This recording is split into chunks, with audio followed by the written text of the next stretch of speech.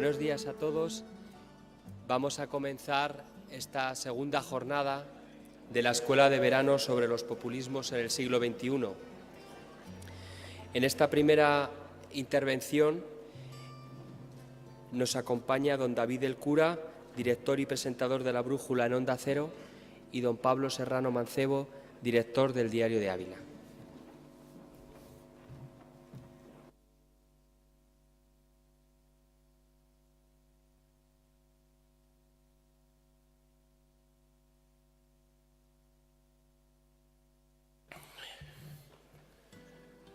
Buenos días a todos los miembros de la universidad, a todos los asistentes, a todos los que estáis entrando ahora mismo.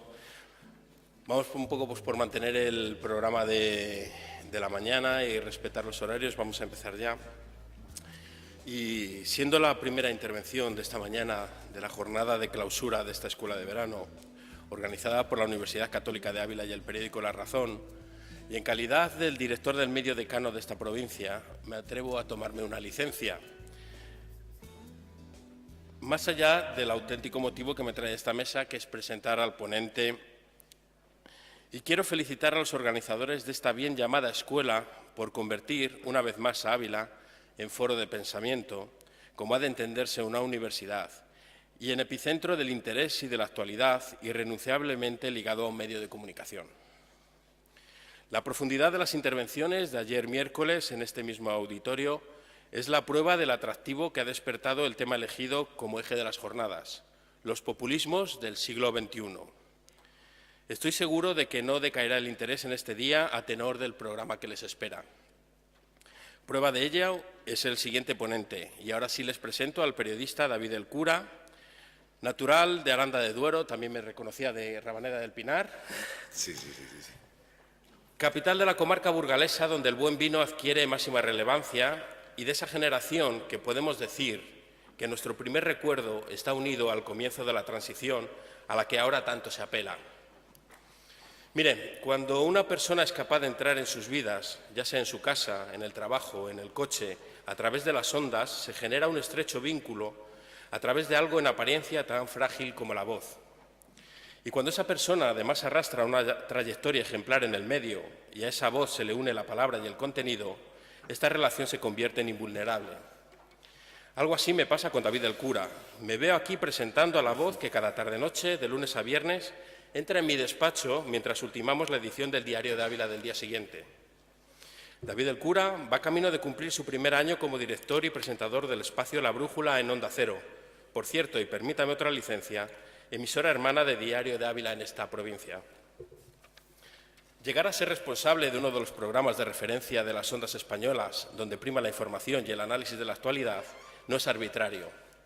David el Cura arrastra una larga trayectoria en la radio, siempre cerca de voces de referencia de la radio española del último cuarto de siglo, tras estudiar periodismo en la Facultad de Ciencias de la Información de la Universidad Complutense de Madrid. Comenzó a trabajar en la redacción de los servicios informativos de Radio España en 1997 y un año después se incorporó al equipo de Radio Voz que dirigía Manuel Marlasca. En septiembre de 1999, coincidiendo con la integración de Radio Voz en Onda Cero, pasó a formar parte de la redacción de informativos de la cadena, en la que estuvo desarrollando diferentes tareas. Fue redactor de las áreas de Sociedad y Local y editor y presentador de la primera edición de Noticias Fin de Semana. Ha sido responsable de la sección de Nacional y del tramo informativo de Protagonistas con Luis del Olmo y Herrera en la Onda, de quien era su segundo y sustituto habitual. También ha vivido la comunicación formando parte del equipo de vicepresidencia del Gobierno justo antes de hacerse cargo de La Brújula. Como solemos decir en la profesión, ha vivido el periodismo desde el otro lado de la barrera, lo que le permite, estoy seguro, tener una visión más amplia de las cuestiones de actualidad y un valor añadido a la hora de la reflexión y el análisis. La prueba más evidente está en su programa, donde, por cierto, puede estar saltando a cualquier punto del globo a través de los corresponsales de Onda Cero o profundizando desde el plano más divulgativo y cercano aspectos científicos y detallando la actualidad cultural y cinematográfica. Si aún no le han sintonizado, háganlo y verán de lo que le estoy hablando. Esta misma semana, el martes, pasaba por el espacio La Brújula de la Economía Axel Kaiser y Gloria Álvarez, autores del libro El engaño populista, Quizás calentando motores y como antesala de esta jornada en la que el propio David del Cura iba a participar con la conferencia El panorama radiofónico ante el reto político, con la que les dejo ya sin tomarme más licencias y deseando que esa voz, hoy más cerca que nunca, nos vuelva a propiciar la reflexión y el debate. David, cuando quieras.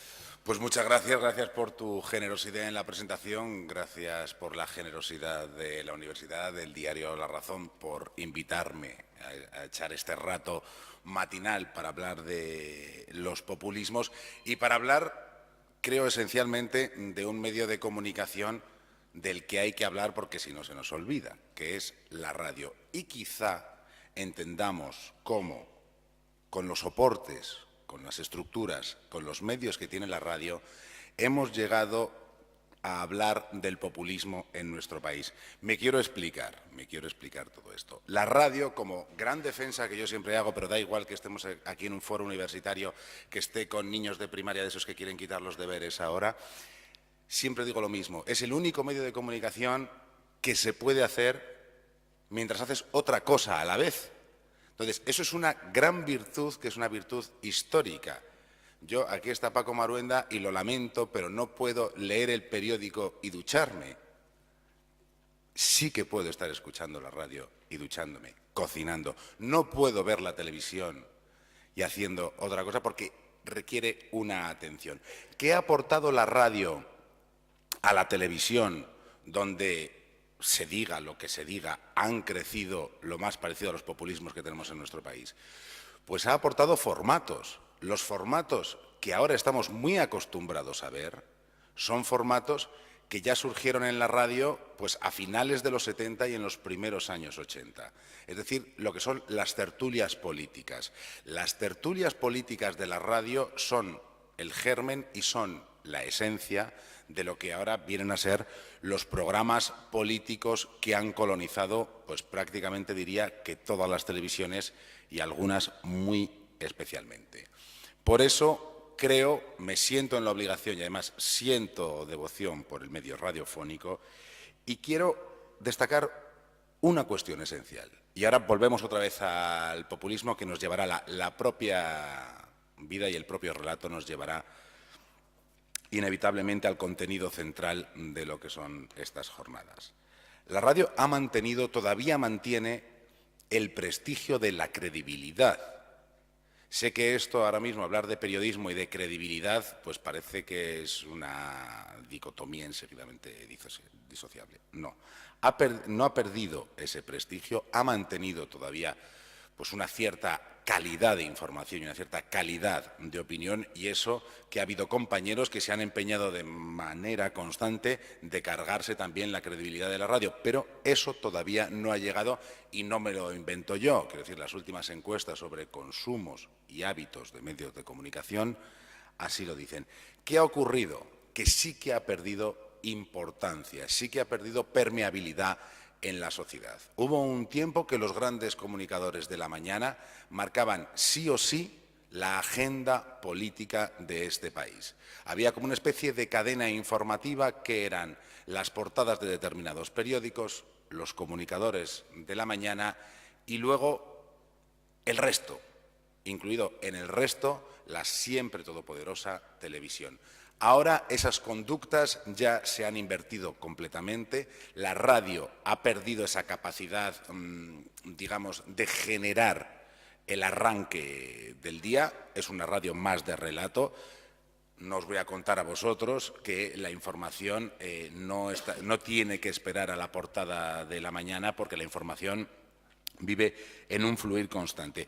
Sí que ha perdido esa importancia la radio, no ha perdido su prestigio y sí que mantiene todavía la posibilidad de ser el medio de comunicación más natural, el que llega a la conciencia sin mucho planteamiento. Es decir, la naturalidad y la oralidad permiten que la radio siga siendo un medio de comunicación agradable, simpático y ahora que no tenemos aquí a nadie de las cuentas, sigue siendo un medio de comunicación muy barato.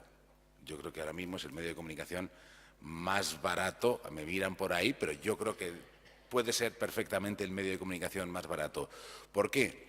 Pues porque para hacer radio necesitas tener algo que decir, alguien que lo diga y alguien que permita que eso se diga, es decir, un técnico, un locutor, redactor y unos medios que no son excesivamente caros o no son tan caros como la televisión. Decía que ha mantenido el prestigio, que ha perdido la importancia, que siempre ha sido una hermana pequeña, y ahora creo que todavía más, es una hermana pequeña para las grandes televisiones.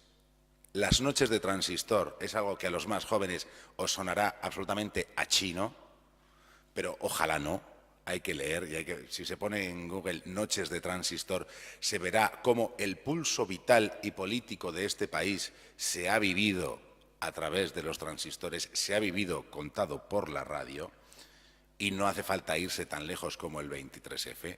Incluso ya no voy a hablar del pulso político de este país, también el pulso deportivo de este país se ha vivido a través de los transistores, porque la radio ha sido rutina y la radio también ha sido libertad, porque ahora,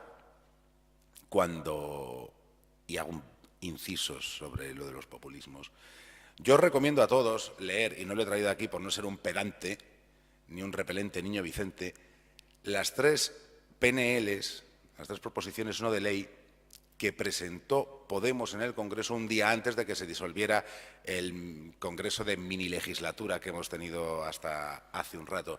Y en esas 3 proposiciones no de ley se marca perfectamente cuál es el espíritu para con los medios de comunicación que tiene Podemos. Y como eso quiero dejarlo para después, sí que quiero incidir en una cosa. Ellos quieren abrir un espacio en lo que se refiere a la radio, que es ahora de lo que estoy hablando, un espacio para las radios de las asociaciones, para las radios de los colectivos. De verdad, que está ya todo inventado, que en los años 80 también hubo una corriente, que eran las radios, digamos, libres, que aportaron una perspectiva nueva a lo que era la radio comercial.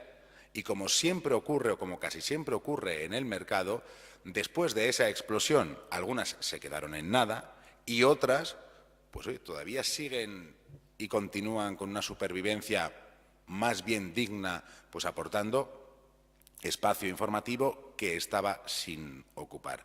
El objetivo de estas propuestas va por otro camino. Pero bueno, que como quería insistir, la radio siempre ha sido libertad, es un medio donde se escuchan muchas voces, muchas. Yo tengo el honor de dirigir un programa donde esta noche podemos escuchar a Paco Maruenda, a Javier Caraballo, pero también podemos hablar de ciencia con Javier Cancho, con Aparici. Es decir, la radio, yo siempre lo veo en los programas de radio, son como las cajas de galletas de surtidos Cuétara. Si hay alguien de Fontaneda que no se me enfade, que esto me ha pasado alguna vez, la caja de surtido Cuétara, tú puedes elegir si quieres el barquillo de chocolate o si quieres la pastita de té. Y es más, cuando piensas que ya te has aburrido del todo, hay un segundo piso que puedes abrir y volver a optar por la galletita o por lo que sea. Es decir, en la radio, como te está haciendo compañía, siempre hay que cambiar y modular la voz. Para que la voz, los contenidos, para que no sea un auténtico tostón. Y aquí es donde entran los planteamientos esenciales de la radio. Hay un planteamiento esencial que es la llamada radio de autor, radio de artista, radio de gran comunicador. Esa radio ha sido una constante a lo largo de nuestra vida democrática. Y ahora mismo no se puede negar el valor, tenemos a Carlos Herrera, a quien yo quiero mucho, de gran comunicador, que es quizá ya el último representante de toda una generación, que hacía esa radio de gran comunicador. Ahora mismo creo que el proceso, sobre todo para los que somos peores comunicadores y más torpes, el proceso lógico es concebir la radio como un director de orquesta. Tú no puedes ser el mejor violinista, el mejor trompetista, tocar los timbales y luego al final de la sinfonía dar así ¡pum! Al triángulo. No, porque todos somos humanos y somos más o menos limitados. Por eso creo que la tendencia en la radio es hacer espacios más colaborativos, espacios en los que quepan más opiniones y espacios en los que el conductor sea más un director de orquesta que un señor que tiene la verdad absoluta de manera continuada a lo largo de 4, 5 o 6 horas. Pero dicho todo esto, lo que no se puede olvidar son los principios editoriales que tiene cualquier medio de comunicación y también cualquier radio. Ahora mismo vivimos en una hiperpolitización permanente. El grado de resistencia ciudadana, pues cada uno tendrá el que tenga, pero eso lleva inevitablemente a que las apuestas editoriales también se polaricen.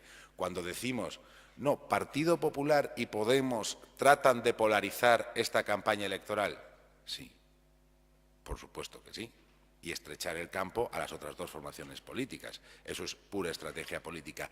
Inevitablemente, editorialmente, los medios de comunicación también somos hijos de nuestra línea editorial.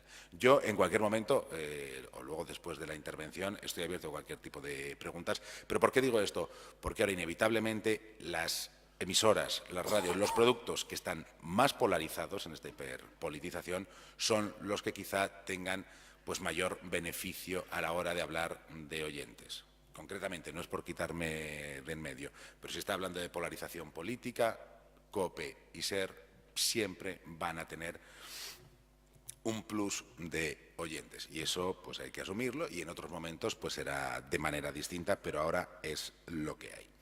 Y volviendo, y porque a mí lo que me gusta es interactuar con vosotros y supongo que no os tengo mucho interés, pero alguna pregunta habré suscitado, el asunto central de este encuentro que son los populismos. El populismo tiene un cascarón que es maravilloso, que es la improvisación. Parece que todo es improvisado, parece que todo es natural, que es una explosión gozosa que de repente aparece en nuestras vidas políticas. No, eso hay que tenerlo claro de saque, no es así. Hoy venía, no he tenido todavía el gusto de verlo, pero venía leyendo las críticas que se han hecho al documental de Podemos. Si tú decides ir junto a un director de cine durante 500 horas en el último año y pico, ahí no cabe la improvisación. Tú quieres hacer un relato, quieres escribir tu propia historia de una manera rápida, contundente y jugando siempre, siempre, siempre con los elementos que tienen más impacto emocional y que tienen más impacto a la hora de llegar a la sociedad. Y ahí la radio, para los populismos ahora mismo, no es que sea una hermana pequeña, es prácticamente un medio de comunicación despreciable. Pero como puede ser también los periódicos escritos, no interesan, no están en el debate, no están en la bronca, no están en la tensión permanente. Hacen falta medios de comunicación que lleguen directamente a toda la gente y cuanto antes mejor. Vuelvo a esa última encuesta de hábitos de medios de comunicación.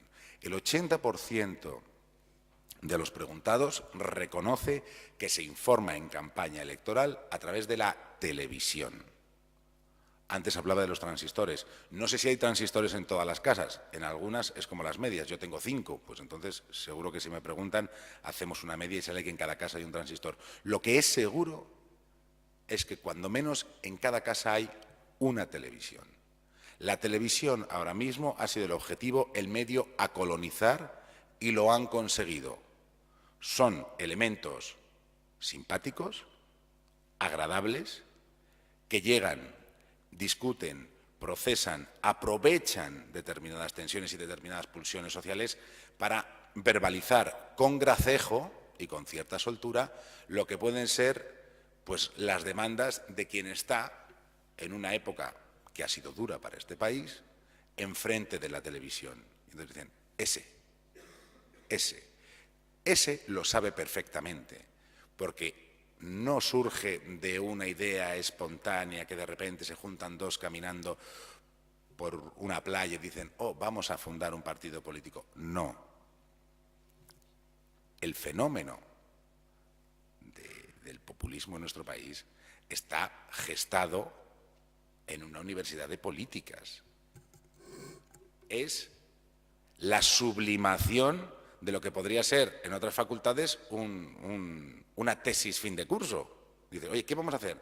Vamos a probar si lo que nosotros queremos podemos transformarlo en un partido político. Y efectivamente lo que ellos diseñaron se ha transformado en un partido político, contando con una capacidad de impacto absoluta como es la televisión, donde, pues sí, se han importado modelos de la radio, que es hacer tertulias con cámaras de televisión, pero ahí está. Desde luego, uno de los aspectos fundamentales, y ya no voy a entrar en el mensaje porque lo conocéis todos perfectamente, tampoco voy a entrar en la génesis de cómo se funda un partido como Podemos.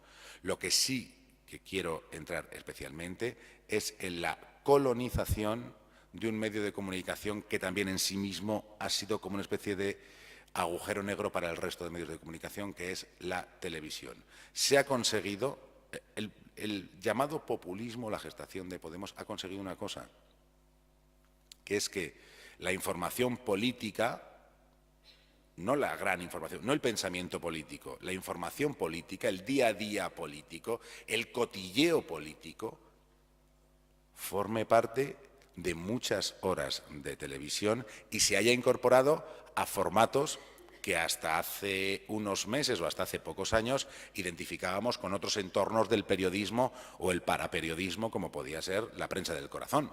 Si ahora mismo comparamos lo que eran las estructuras de modelo de un programa tan denostado como fue Tómbola y lo comparamos con algún programa de televisión de nuestros días, vemos que formalmente son idénticos. Lo único que cambia es el contenido. Podríamos pensar, ha cambiado el contenido para enriquecer nuestra perspectiva política. En esa modalidad de debate no se enriquece el debate político ni el pensamiento político, porque se tiende inevitablemente a reducir el pensamiento político hasta convertirlo en puro eslogan, y entonces ese eslogan se convierte en pedradas y hay señores que se tiran pedradas los unos a los otros. ¿Qué pasa? Esto no es solo una cuestión de los medios de comunicación. Cualquier partido político está encantado de que donde teóricamente el debate es puramente político se haya convertido en un pedregal, porque ese es el momento en el que los mensajes básicos de cualquier partido político entran perfectamente. Ya no estamos hablando de debate y de ampliar horizontes de pensamiento político, sino de reducirles y fosilizar lo que es el pensamiento político. Esto que nosotros lo hemos vivido y que lo identificamos concretamente con la gestación de Podemos, tiene otros fenómenos hermanos de signo contrario en países de nuestro entorno, como puede ser Francia, Alemania o Austria. Se puede marcar la diferencia entre lo que puede ser populismo de derechas, populismo de izquierdas. Se puede marcar la diferencia conceptual, pero en sí misma la bolsa, el nutriente de ese populismo va a ser siempre el mismo. En Francia hay perfectamente votantes de la banlieue que han ido del Partido Comunista hasta el Frente Nacional, porque la bolsa siempre es la misma, es el desencanto. ¿Cómo se articula ese desencanto? Es en lo que estamos ahora, en ver cómo termina. De todas formas, yo siempre he dicho, y se lo he dicho a los compañeros antes de entrar aquí, el problema que tenemos es que vivimos el día a día.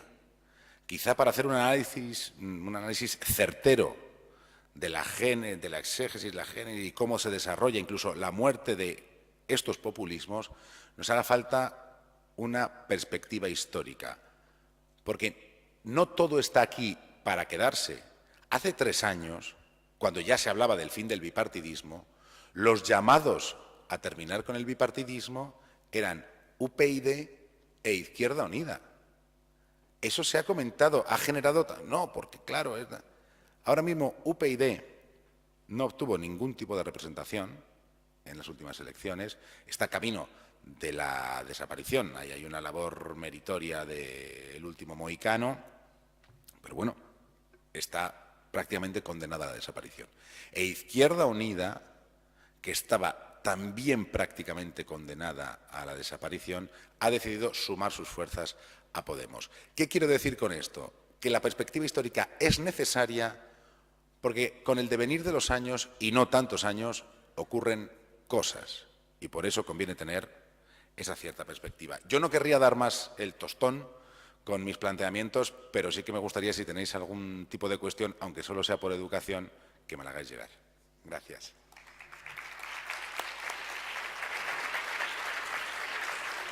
Gracias por la generosidad del aplauso, que no lo merezco. No sé si hay alguna pregunta en el auditorio para empezar. Si no, también arranco yo, un poco por romper el hielo.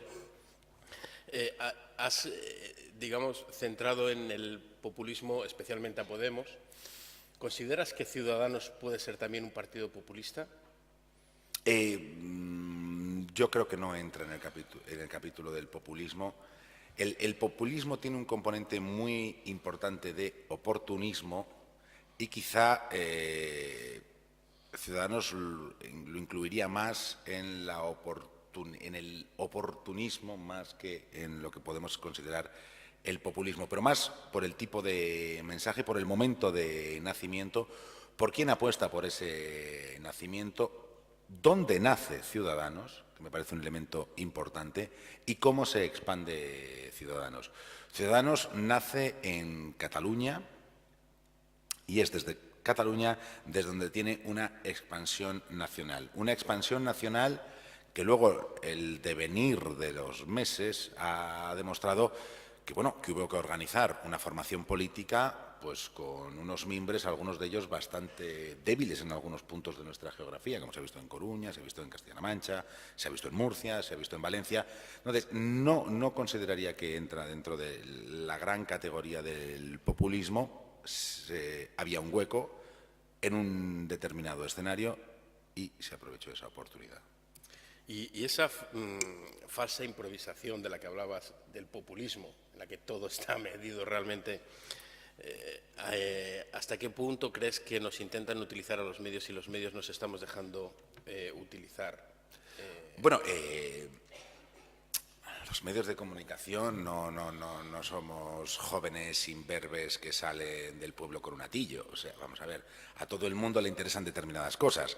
Las tertulias en televisión, simplemente, si vamos a cuantificar, es el producto más barato que existe. Si tú tienes que hacer una serie de 13 capítulos con la historia de Ávila, posiblemente cueste mucho dinero y te arriesgas a que a la gente no le guste.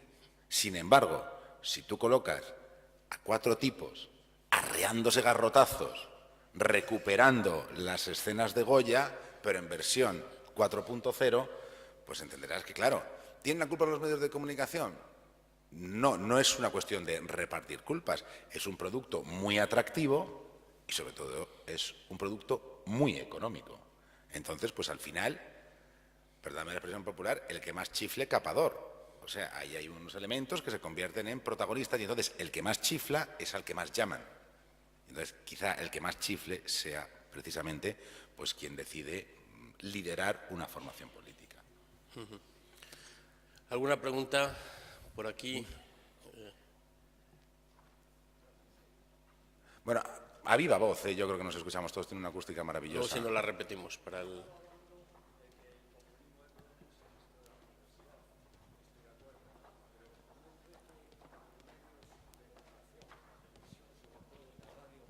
Han sido muy responsables, entre comillas, de que ese populismo se haya expandido tanto en España.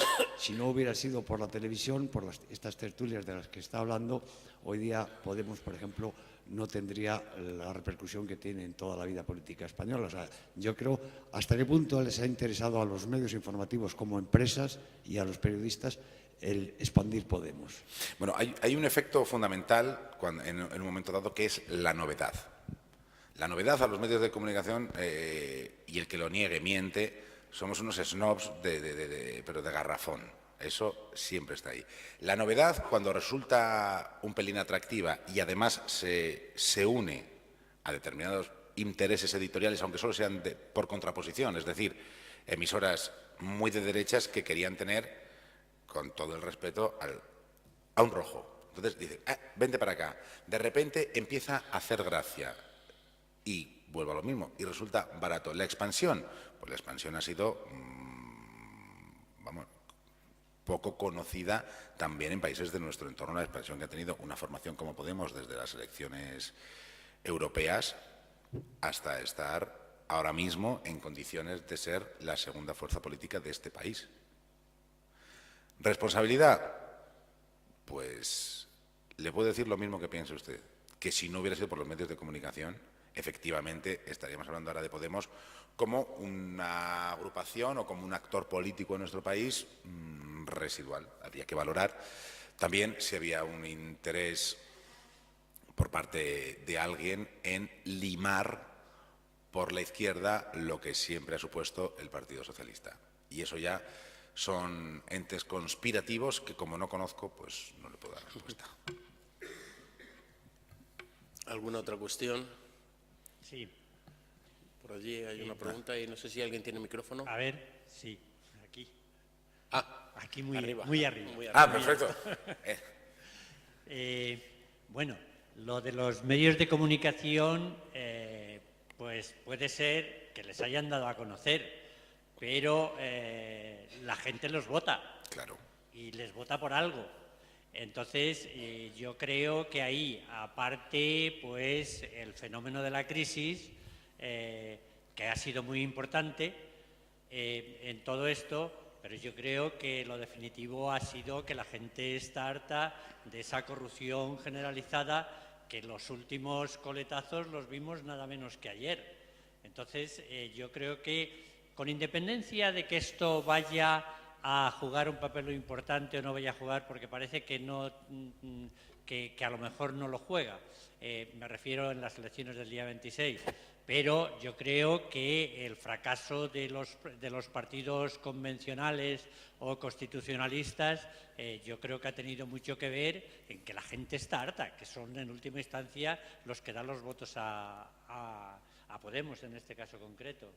Sí, sin duda, quiero decir, vamos a ver, un apoyo de 5,3 millones de personas no es porque todo el mundo esté viendo la televisión, y claro que hay una responsabilidad fundamental en el nacimiento, esencialmente en el nacimiento, y luego ya la expansión, cada uno verá, de los partidos tradicionales, donde los partidos tradicionales han agotado también su oferta ideológica. Muchas veces se agota esa oferta por una cuestión de gestión, es decir, cuando tienes que gestionar determinadas cosas ya no te queda tiempo para las ideas, o mira, ya no voy a desarrollar las ideas porque sencillamente las ideas que yo puedo desarrollar no tienen nada que ver con la gestión que yo tengo que ejecutar. Por supuesto que no ha habido una reinvención en los partidos clásicos y en los partidos tradicionales. De lo del fin del bipartidismo, comentaba yo antes lo de Izquierda Unida y UPyD, se viene hablando ya pues hace por lo menos una década. Entonces, la gestión, que agota, la corrupción, que ha sido determinante y ha sido amplificada, han sido chorros y chorros y chorros de miasma lo que ha poblado pues prácticamente todo el relato informativo. Entonces, claro que hay una situación, digamos, social, económica e histórica que lleva a que estos populismos pues tengan ahora mismo un arranque. Pues yo es que creo que estamos hablando de lo que puede ser la segunda fuerza política de este país después del 26 de junio.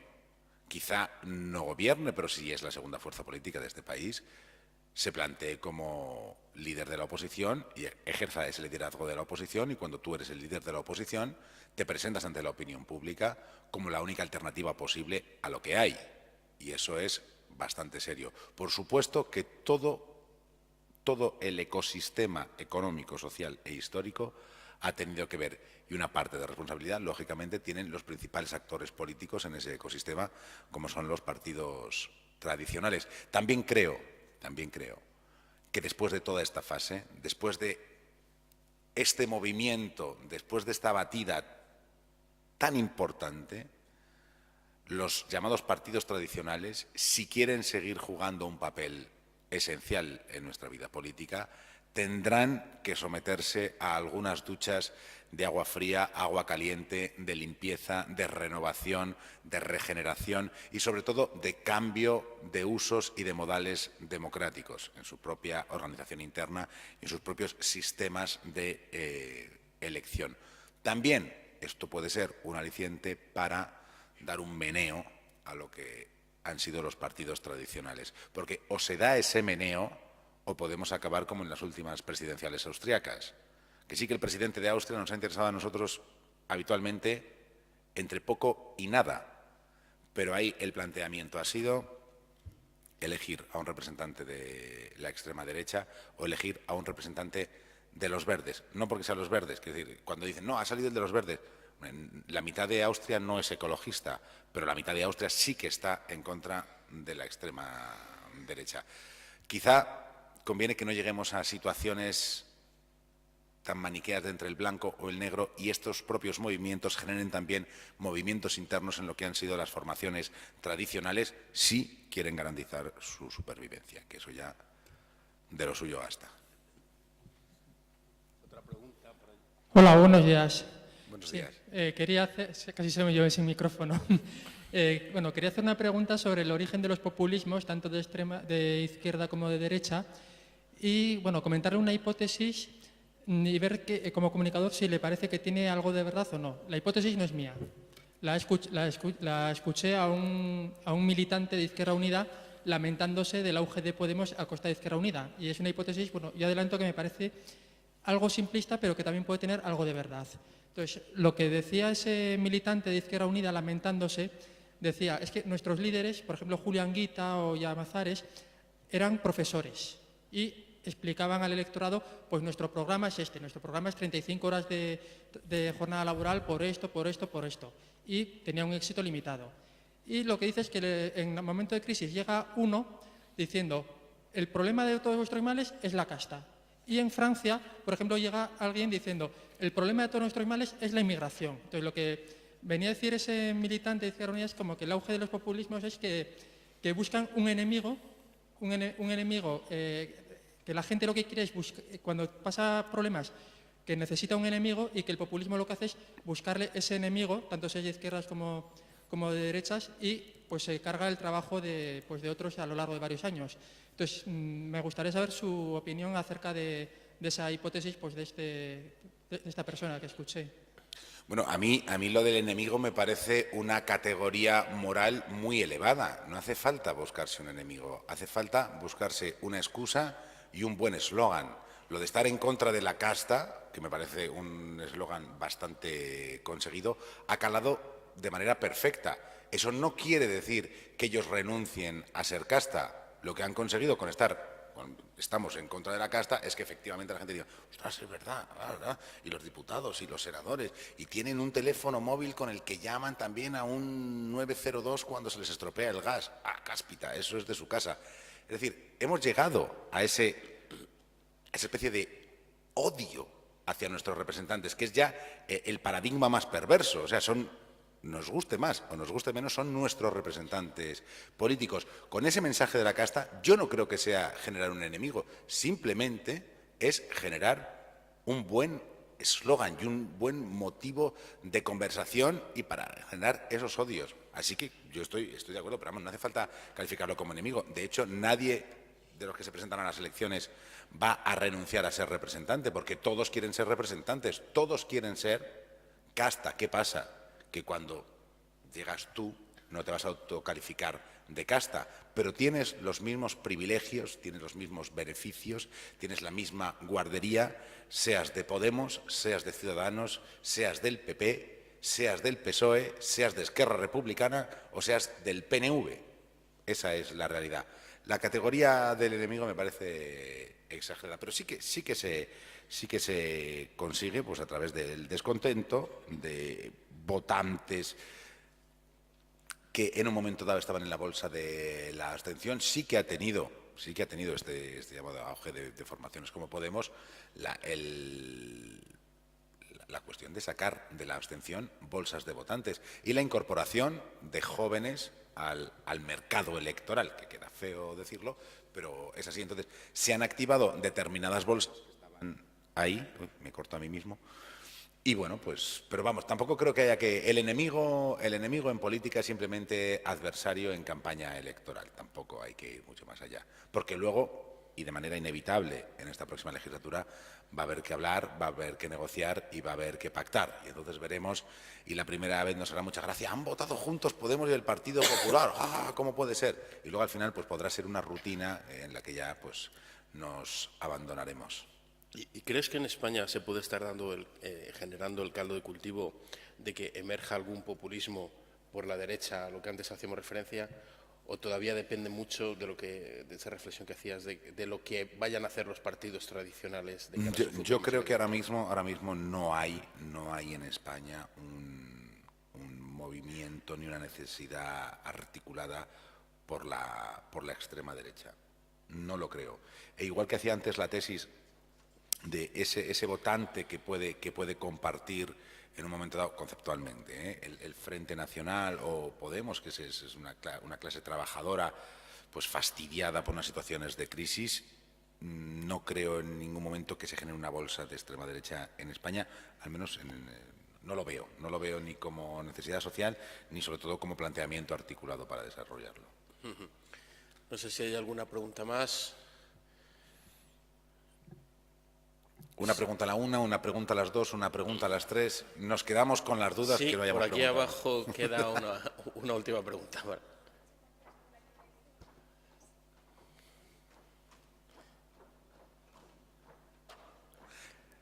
Este sonido le da todavía un poco más de misterio porque viene a ser lo más parecido a un redoble de tambor.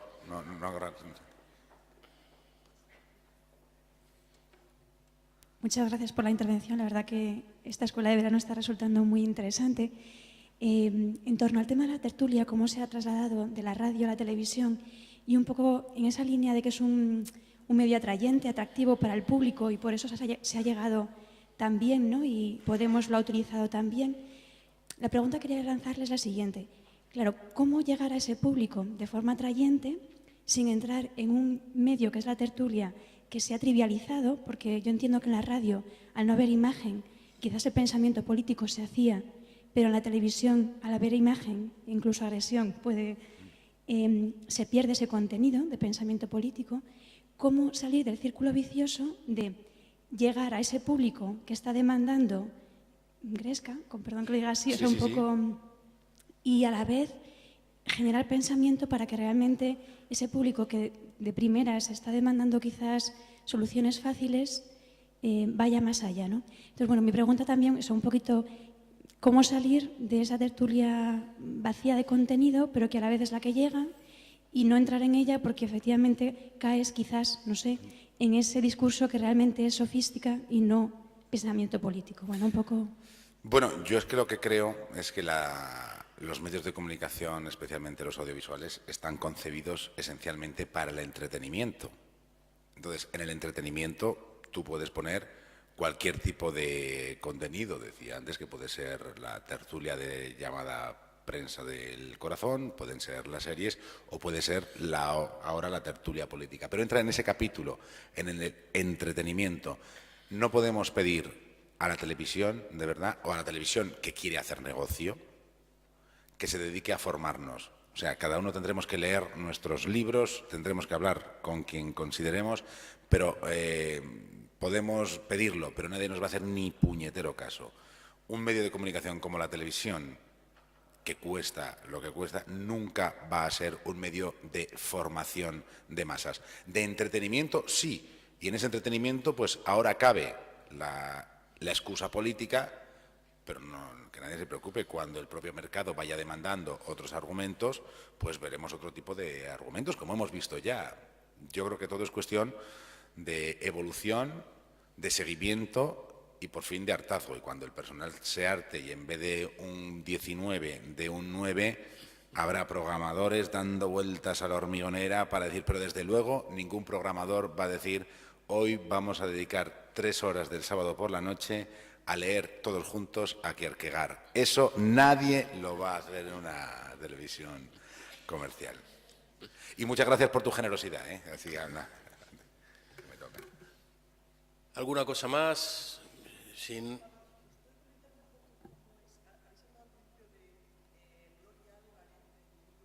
Sí. Bueno, es un libro interesante porque ellos parten de la experiencia de los países hispanoamericanos. Entonces, Perdona, por el que no lo ha oído, preguntaba la rectora un poco sobre el libro del que hacíamos antes referencia de Gloria Álvarez y El Axel engaño populista, Kaiser, sí. de Axel Kaiser y Gloria Álvarez. A ver, ellos lo que plantean es el recorrido histórico de lo que ya ha sucedido. Es decir, las referencias que han podido vivir en Hispanoamérica, en Ecuador, Bolivia, Venezuela y también una parte de la Argentina de los Kirchner. Lo que apuntan y sobre lo que alertan fundamentalmente es de que la forma de entrar siempre es la misma y el objetivo siempre es el mismo, que es hacerse con el poder. Para hacerte con el poder, digamos como procedimiento básico, tú puedes adaptar tu mensaje, puedes adaptarlo a ti, decir en cada entorno lo que cada cual quiere oír y sobre todo tener una sensación casi, vamos, de salvador. Es decir, nadie va a tener más problemas en cierto modo, de chamanismo político.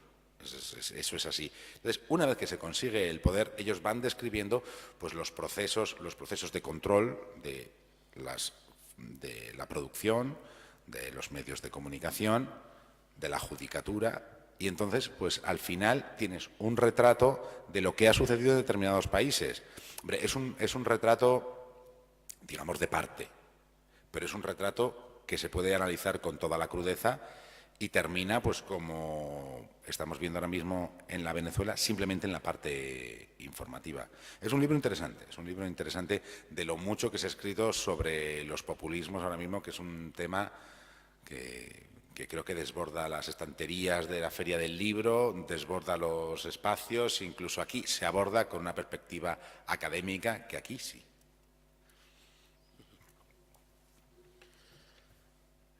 ¿Alguna cuestión más, Pedro?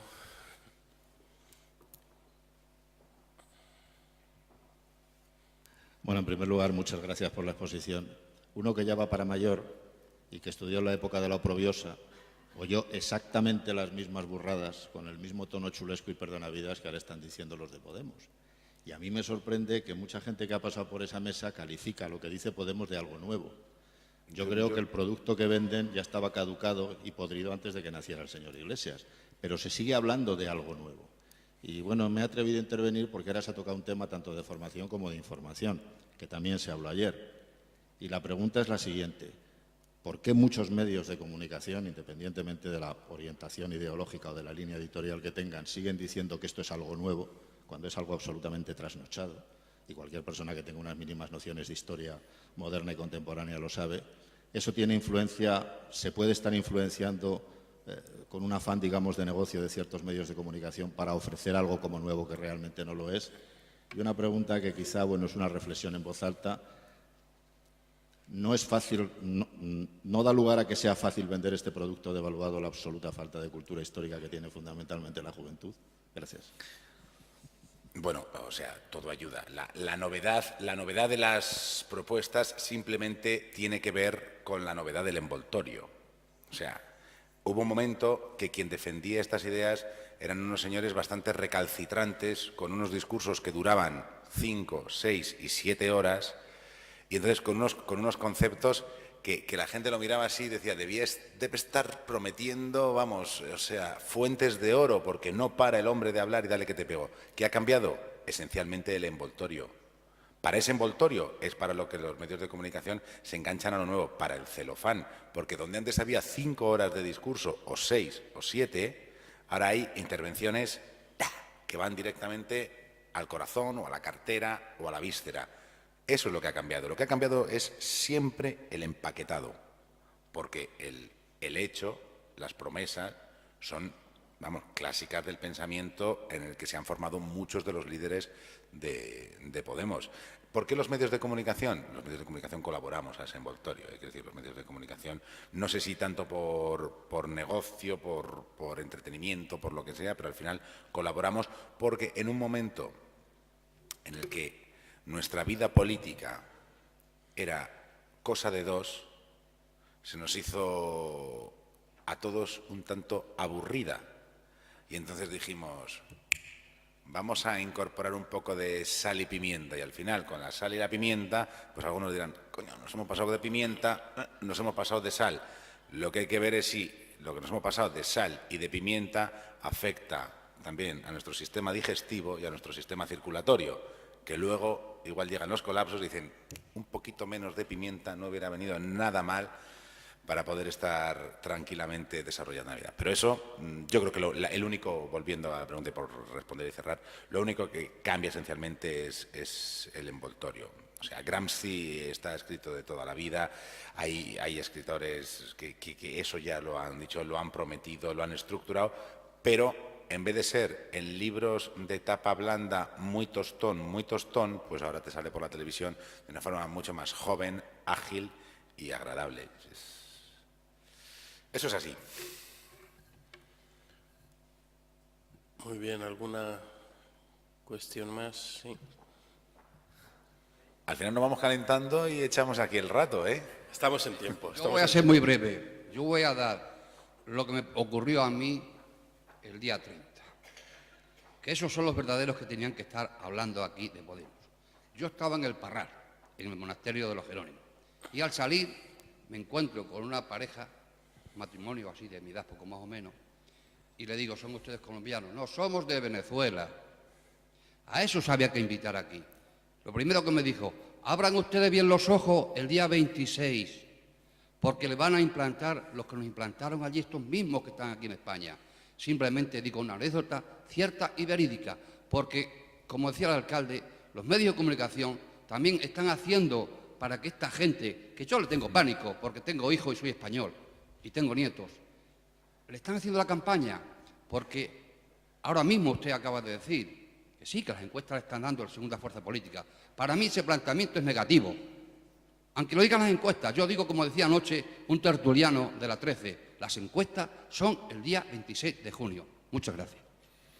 Pues yo creo que en la propia reflexión está la respuesta final. La encuesta verdadera es el 26 de junio y conforme a lo que ocurre el 26 de junio y la evolución que tengan los acontecimientos, pues igual tenemos que ver si nos hemos pasado con la sal y con la pimienta y someternos a dietas de adelgazamiento que quizás sean peor que haber llevado una vida un poquito más sana políticamente.